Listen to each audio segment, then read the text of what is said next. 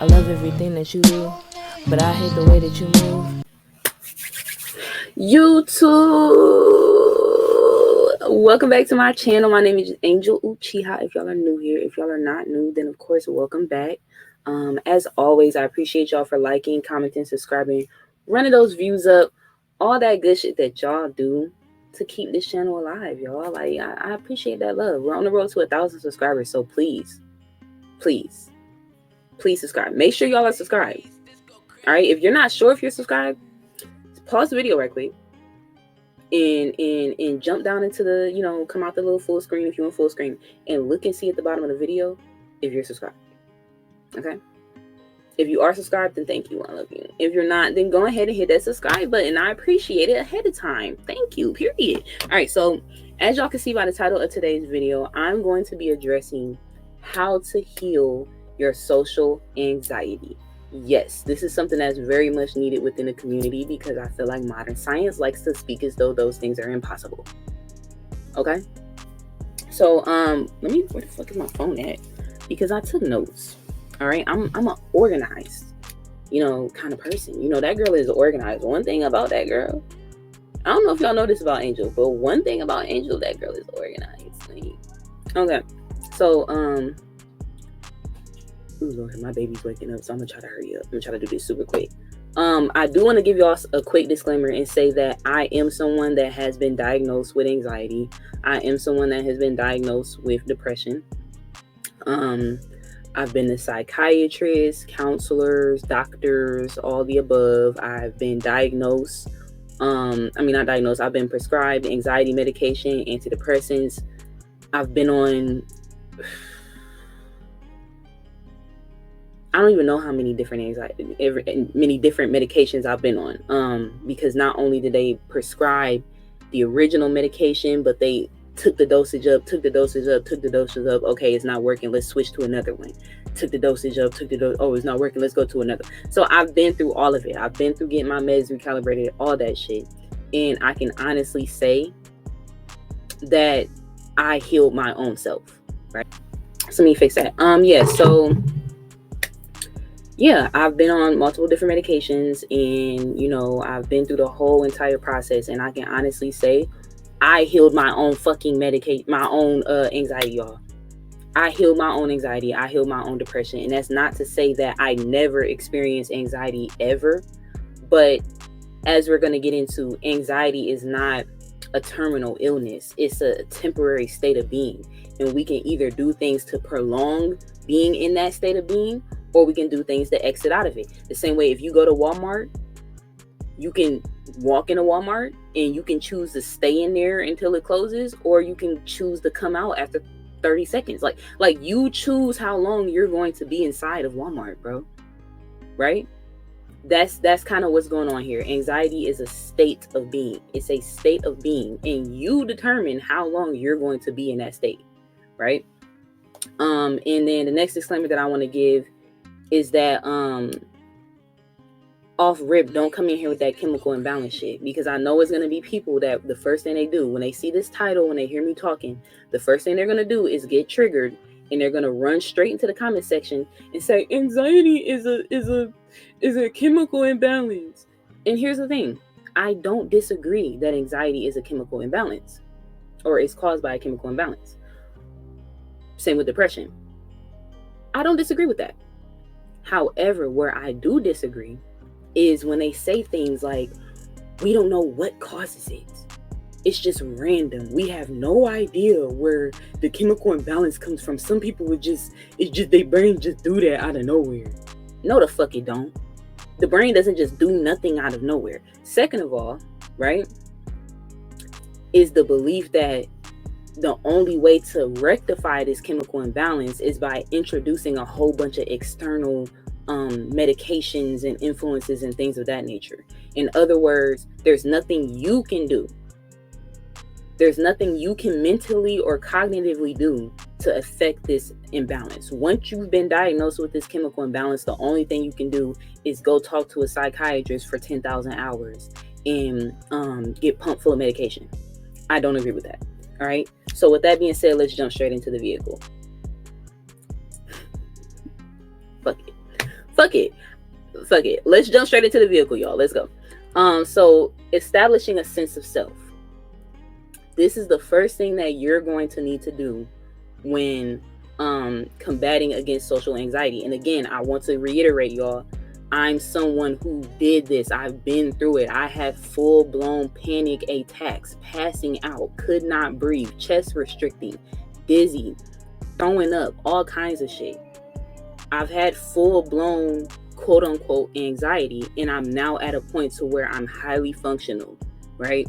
And one of the first things that I had to do was establish a concrete sense of self, right? Because a lot of times our social, especially social anxiety, comes from a feeling of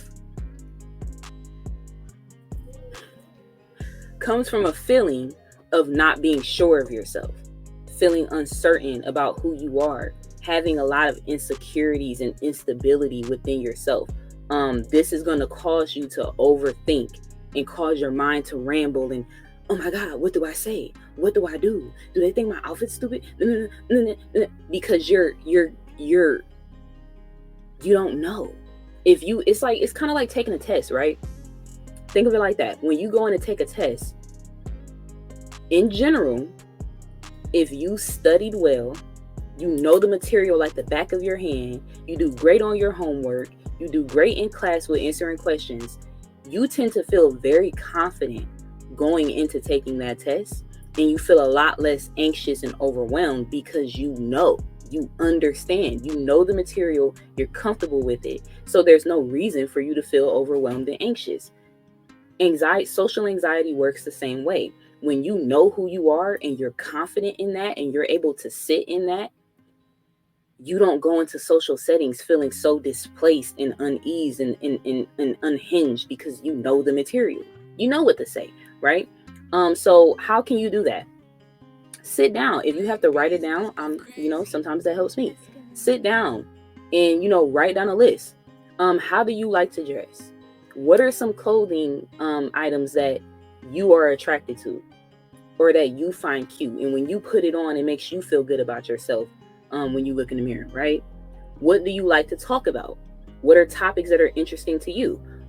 Because sometimes how I faced anxiety was, it was hard for me to speak up in a group because I couldn't relate to the shit that people were talking about, or I didn't understand, or I didn't have a lot to say about it. So I felt kind of like, right? But when you know what you like to talk about, you can change the fucking topic. You can introduce new ideas. You can throw a conversation out there. You can spark a conversation with somebody else because you know shit that you like to talk about or that you're interested in, right? What principles do you stand on? What kind of music do you like to listen to, right? Sit down and have a conversation with yourself and find out who you are. You have to do that in order to have an understanding of self. Secondly, accept and develop pride for these things. I always say that being prideful is not a bad thing. Having an ego is not a bad thing. These things protect us, right? From shit like anxiety. Most people who have severe anxiety suffer with some type of ego damage. Your ego is not functioning as it should. What the ego is supposed to do is give you a sense of self and work as a filter to keep out things that you don't want to take on to as a part of yourself, and to keep things in that you do want to take on as a part of yourself. This is why one of the main things for one of the main tantras or what's the word I'm looking for? Mantras for ego is I am, I have, I am, right? That's what ego is all about, is establishing a sense of I am, right? So it's nothing wrong with developing. Think Leo energy. They're portrayed as lions, right? Pride. They're prideful. They're bold. They're strong. They're sure of themselves. This is heavy Leo energy, right? So if you aren't proud of these things, because I know that shit is easier said than done, why aren't you proud of these things? Now, this is where I'm going to defer from a lot of these type of videos. I'm not going to tell you to just be who you are. No matter who you are, Just be who you are and everyone accept you for you. No, sometimes you need to change. I'm not gonna lie to you.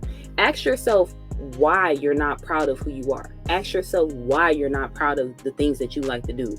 Is it because you like to steal from people and you feel guilty about it? Is it because you like to beat puppies and you know that's wrong? Like, is there something wrong with what you're doing? Like, are you causing negative harm to yourself or negative effects to yourself and others? If that's the case, then maybe you might want to change that. I'm not gonna lie to you. Like, there's nothing wrong with changing yourself for the better so that you can feel more proud of who you are. That way you're not constantly anxious and self-conscious about who you are. Sometimes there is a reason why you're self-conscious, right? So for example, and I'm kind of gonna get into this with the next step. If you're someone who's severely obese, right? Like, I remember one of the things I was very anxious about in school was gym class. And it was because I was unfit. I was out of shape. I couldn't run as fast as the other kids. I got sweaty and musty all quick. I ran out of breath. Like, so I was insecure. And though I shouldn't hate myself or look down on myself about that, it made sense that I was insecure. You know, like, I had a reason to be insecure in my performance because my performance was subpar. So in that case, what worked for me is I started doing soccer, right? I started working out more in my spare time so that when I went to gym class, I could run. I could keep up with the other kids. I can enjoy, you know, basketball and kickball and all these other sports. Everybody else was having fun playing these sports because they was fit. I'm fat. I'm out of shape. So I'm not having fun. I feel like I'm about to die, right? So me working on my health on the side, when I came into gym class, I was 1,000 times more, you know, I enjoyed myself more and I was way less anxious and uncomfortable because I could now enjoy what the fuck everybody else was enjoying. So I'm just saying that to say, ask yourself why you're insecure and why it's hard for you to be proud of yourself and the things that you like.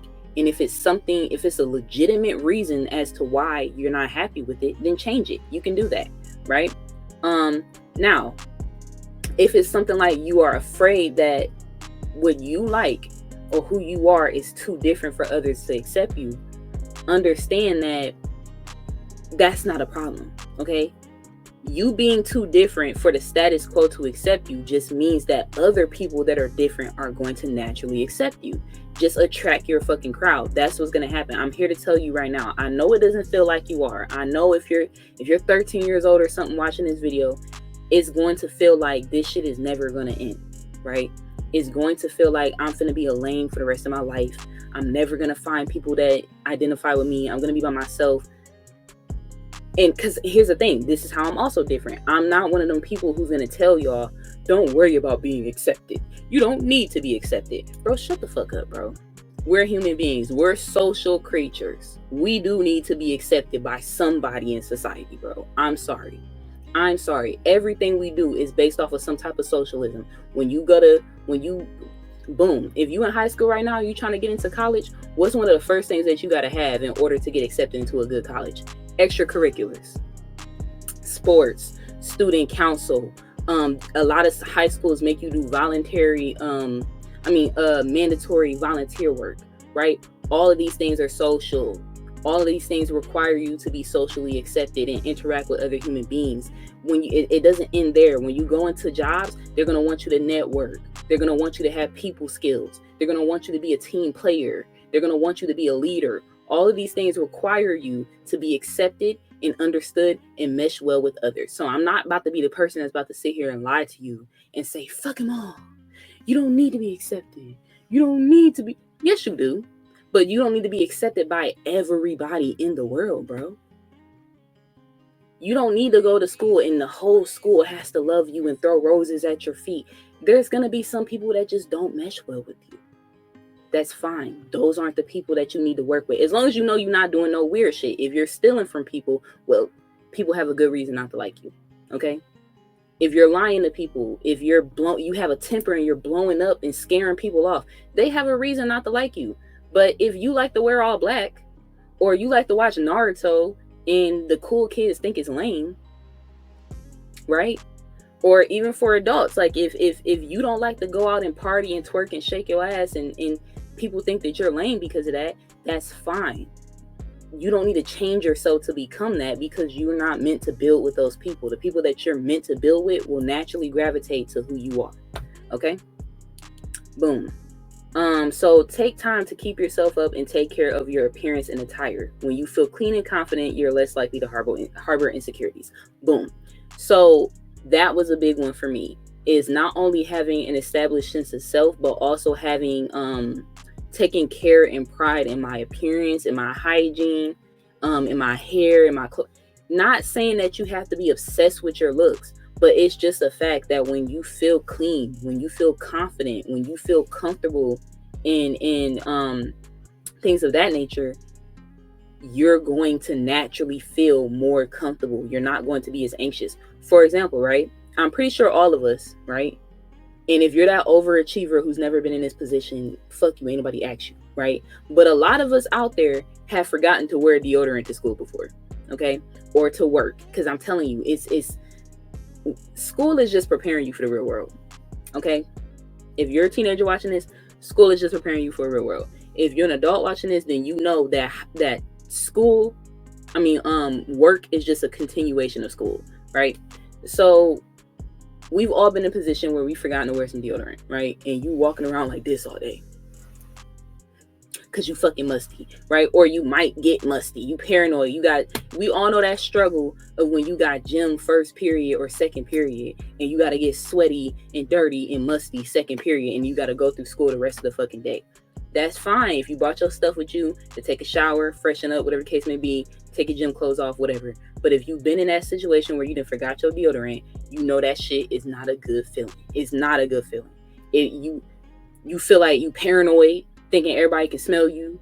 You feel me? You walk around with your arms all tight like this. You can't relax and get comfortable because you're trying to, you feel me? How did that feel? So if you're someone who doesn't have social anxiety, but you've been through that situation, then that's kind of an idea of what it feels like to have social anxiety. Imagine feeling like that all the time. Imagine always feeling hyper self-aware and self-conscious. Imagine always feeling uncomfortable and like you can't loosen up and relax around people because you feel like there's something wrong with you, right? That's kind of what it feels like to have social anxiety. And I'm just saying, right? Those of us who have social anxiety, we have to set ourselves up for success, okay? We have to do things to make sure that we're not starting ourselves off in a position of uncomfortability in things of that nature, right? So taking pride in your appearance, keeping yourself up, making sure that, you're setting yourself up to feel confident in yourself, okay? Next, limit contact with negative people, okay? Now, notice I didn't say completely remove negative people, because I understand what it's like when you're a kid, a young teen, and you have a parent who's negative, and you kind of can't really delete your parent, you can, but that's illegal and frowned upon. Like, you can't just, like, you can't do that. You can't do that. That's highly frowned upon in the United States of America. So you kind of have to deal with your parents, right? But you can limit your exposure, right? You can keep it short and cute, okay? And then if it's not your parent, or if you're an adult where you absolutely don't have to deal with your parent, you feel me? So take this with a grain of salt. If you're someone who can afford to cut every single negative person out of your life, then cool, do that. But if you can't do that, then limit the contact, limit the extended conversation, limit the energetic exchanges between negative people. And when I say negative people, I don't mean people that tell you about yourself when you need to hear it. I don't mean people that tell you that you're wrong when you're wrong, right? I'm talking about people who constantly judge you, who are constantly picking you apart, right? Because this was something that contributed to my social anxiety growing up, was having a parent who was always finding like flaws in me she kind of gave me like body dysmorphia or just dysphoria with myself in general, because like literally the definition of being dysphoric or having body dysmorphia is obsessing over a perceived flaw that's either not really there or it's extremely small and negligible, but to you it's so obvious and overwhelming, right? So growing up with a parent who kind of did that for me, right? Like I would get dressed, I would feel great, I'd be in a great mood, walk down the stairs, eat my breakfast, get ready to go out the door, I'm smiling like it's the best day ever. And then I hear some shit like, you look like you didn't gain weight. Why you, them pants too tight. Yeah, you don't need to be, yeah, like, like you gonna wear your hair like that? Why you want to wear your hair standing up over your head like that? Like, mind you, I'm just wearing my natural curls. Y'all see my natural curls. They're cute. Period.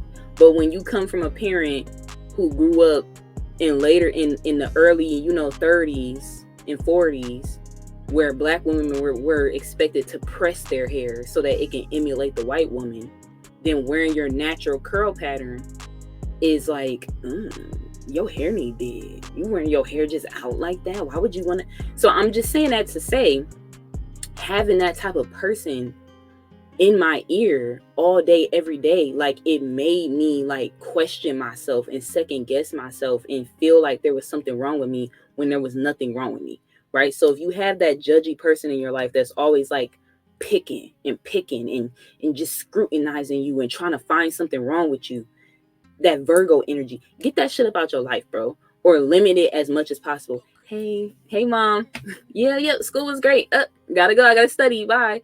Like keep it pushing. Don't sit there and keep prolonging exchanges with that person, because they're gonna make you feel like shit, right?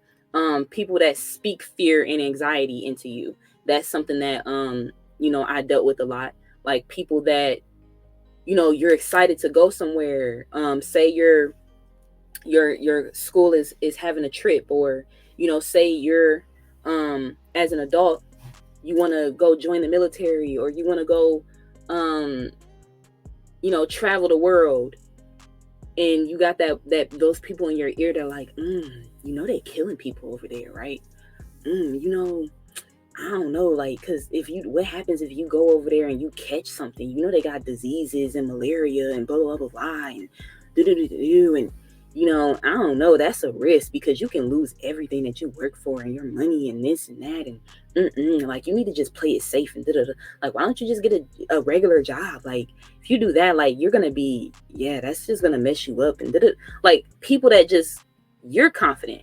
Now I'm not saying you're reckless, I'm saying you're confident. You've done your research, you studied, you've practiced, you prepared yourself, this is what you want to do, and and you feel in your heart and in your logical mind that this is the best decision for you. But you have these people that no matter what you say, they're always going to find a way to find something to be scared of, or to be anxious about, or to just speak. You need people that speak life into you. You need people that build you up. I believe in you, bro. Like that's what's up. Like, oh, you want to do that because like people that speak life into you. Not people that speak fear and anxiety and doubt and frustration and misery and negativity into you every time you're trying to pursue something nice in life. And again, I'm not talking about somebody that tells you you're wrong when you need to hear it, or somebody that tells you like, because I do this with my friends all the time. Like, I don't know, friend, like, if you want to do it, like, I'm not holding you back. But did you think about this? Like, you think, okay, you thought about it. Cool. Like, it's nothing wrong with somebody giving you advice or saying, hey, like, did you think about this? Did you consider that? Yeah, you might want to check that out. We know the difference between that and somebody that's just negative Nancy. Just negative Nancy. They have a problem for every solution. Everything that you come with that's positive, they're going to find a way to twist that shit into some negative shit. Get them people out your life if possible. If not possible, severely limit your connection to them. And so last thing, boom. Override negative thoughts. You don't actually have to think about everything. Y'all, this was a game changer for me. overriding your negative thoughts. Because if you sit back and think about social anxiety, a great bulk of it is negative thoughts. Is your brain thinking, what if I look stupid right now? What if I say, if you go to present your project to the class, you didn't even do anything wrong, but you're already nervous because your brain is like, okay, well, what if I forget my words? What if I say the wrong thing? What if I push it out? Push it out. I know that's easier said than done, but just keep doing it. Keep correcting. The brain is like, it's a combination between like a computer and like a fucking child almost, in the sense of eventually it learns. If you keep correcting it, it's going to learn, okay, don't do this, right? So at first you're going to have the urge to like think some negative shit. But if every time you think some negative shit, you dispel it, you push it out your brain, literally cognitively do that. Like every time something pops in your head, like, oh, what if I look stupid right now? I don't look stupid. Shut up. Tell yourself to shut up. Like literally, if you by yourself, I wouldn't recommend doing it if it's a bunch of people around you, because that kind of makes you look crazy. If you by yourself, or people can't hear you, literally shut up. Just shut up, bro. Be quiet. Talk to yourself. It's okay, right? If you're around others, do it internally. Like just every time a negative thought comes up in your mind, push it out. Just push it out. Just and you don't have to necessarily be aggressive towards it if that makes you upset. Me personally, that worked for me. Me being like, bitch, shut up to myself, that worked out for me. But some people, and I'm going to get into this next, it may be best to kind of just let the thought be. Let the thought come and then let it go. Don't sit in it. Because remember, this is taking me back to what I said in the beginning, where anxiety is a state of being and you choose how long you're going to sit in that state. You choose how long you're going to inhabit that state, right? So if the thought comes in of, bro, like, you never gonna make it in time, bro. Let that thought come in, I ain't gonna make it in time. Okay, well, I do still got 30 minutes to try. Let me just keep pushing. I'm just fuck it. If I don't make it, I don't make it, but I got 30 minutes to keep trying, right? Move forward versus, damn, you ain't never gonna make it in time, bro. Like, fuck, like, it ain't even no point. Like, you might as well not even keep trying. Like, man, you might as well just turn around and go home. Like, at this point, you might as well just fucking drop out of school. Like, you always late. You late every fucking day. Like, there's always some shit with you. Like, this is why don't nobody like you. This is why you ain't got no friends, because you always failing at some shit. Like, stop. That's the problem. That's what we do with social anxiety a lot, is we start spiraling into it. We keep going deeper and deeper into it. Don't do that. When that thought first crossed your head of, bro, you ain't never gonna make it on time. Man, bro, okay, but we got 30 minutes. We just gonna keep trying. We're gonna fuck it. Like, put you some music on and get the running. Like, just keep moving forward. Let the thought come, let it go, and push forward. Don't sink and sit and dig deeper into that fucking thought, because it's just gonna send you on a fucking spiral, right? And so how can you get better and master this? Y'all, I say this for last because I kid you not, this is what truly changed my life. Like I said, I had full-blown anxiety, panic attacks, hyperventilating, passing out, getting dizzy, like freezing, right? I remember one of my first moments of realizing I had social anxiety was my first day of middle school. I walked into my first 6th grade class. And when I walked through the door, I seen how many people were in there. And I just froze. Like this.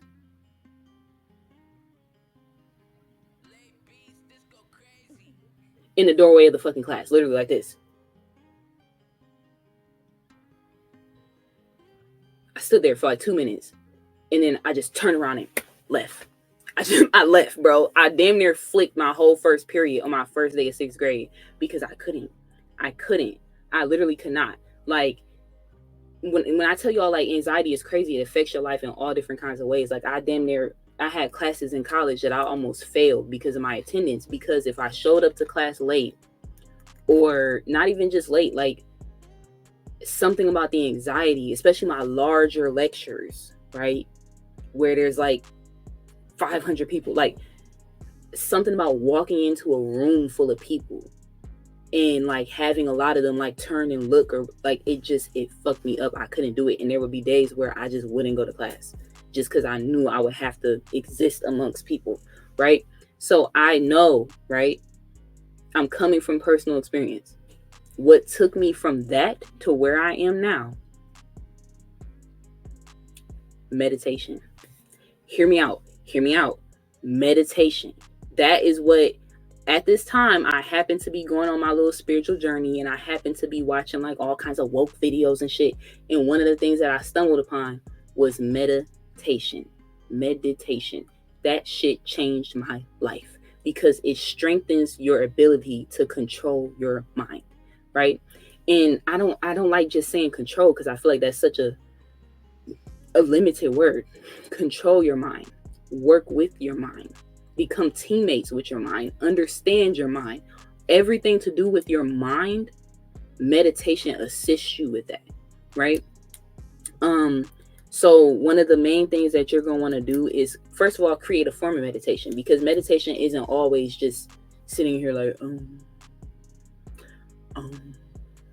meditation can be all kinds of things. Meditation could just be sitting there fucking quiet and observing your thoughts. That's one of the first things that you want to do when you start meditating, and it's just observing your thoughts. Like, what thoughts come to your mind?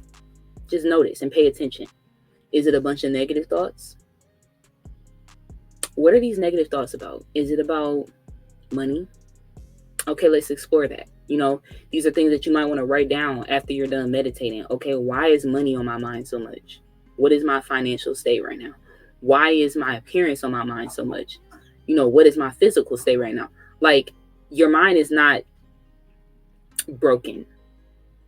There's a reason why it's obsessing on certain things. It's trying to show you something. It's trying to help you. It's focused on something because it feels this something is important. So now you have to ask, why is this so important to me? Why is my mind so fixated on it? It's because I haven't been pushing myself hard enough in this area, or it's because I'm pushing myself too hard in this area and I'm burning out and I'm not getting as much stuff done. Whatever it is, work on that, right? And meditation helps you pause and take yourself out of school, take yourself out of work, take yourself out of being a daughter and a parent and a mom and all this other shit, and just let you sit and observe your mind and see what the fuck is in there. Okay? And once you see what is in there, you can decide what you need to keep and what you need to throw away and what you need to work on and tweak and whatever the case may be, right?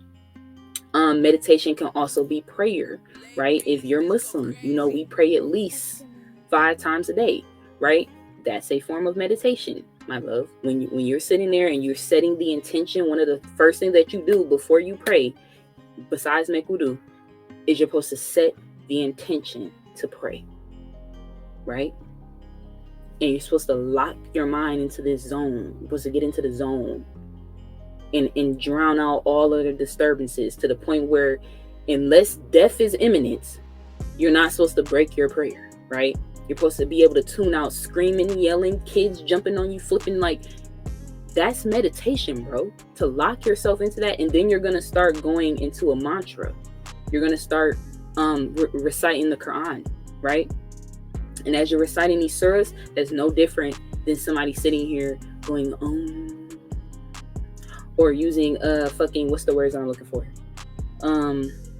Affirmations, right? On my mama, on my hood, I look fly, I look good, right? Whatever the fuck your affirmation is, right? It's the same concept. You're putting yourself into a trance where you're focusing on these words, right? And their meaning and what they feel to you, right? And then you're combining movement with it. So you're going down, you're bending over, you're going down into sujood and coming back up and going back down again and sitting back up and then coming back up. And like, it's very repetitive. All of these things put you into a deeper hypnotic trance, and you're literally implementing self hypnotherapy, right? You're hypnotizing yourself and you're meditating. That's what that is, right? So whatever your method is, bro, find it. Before I converted to Islam, I was doing yoga every morning. That's one of the things that helped me as well. Kinetic meditation, right? Meditating in motion, because yoga is very important and heavily connected to mind over matter, right? And also connecting the mind to matter, right? Connecting your mind and your body.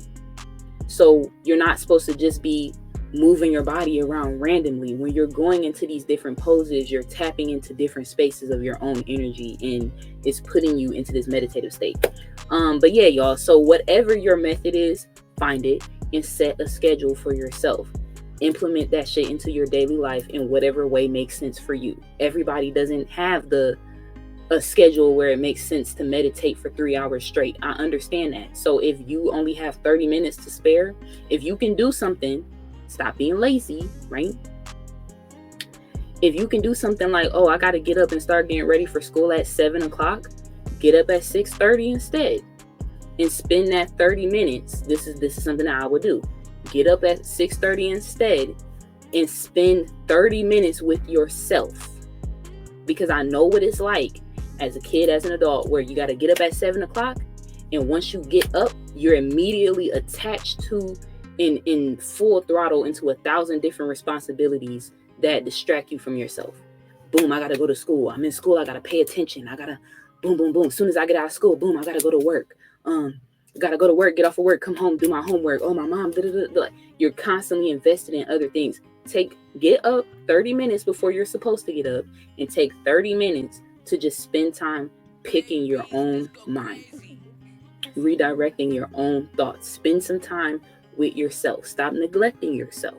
And I promise you, these things, implementing all these things plus meditation, it goes crazy. It goes crazy, especially once you get so comfortable with it that you learn how to tap yourself into that meditative state when you're in the midst of a fucking anxiety attack or in an uncomfortable situation. That's what really changed the game for me, right? Was being able to tap into that meditative state whenever I felt myself getting overwhelmed or triggered or overstimulated, right? Being able to tap myself into that meditative mode. Like, okay, I see myself getting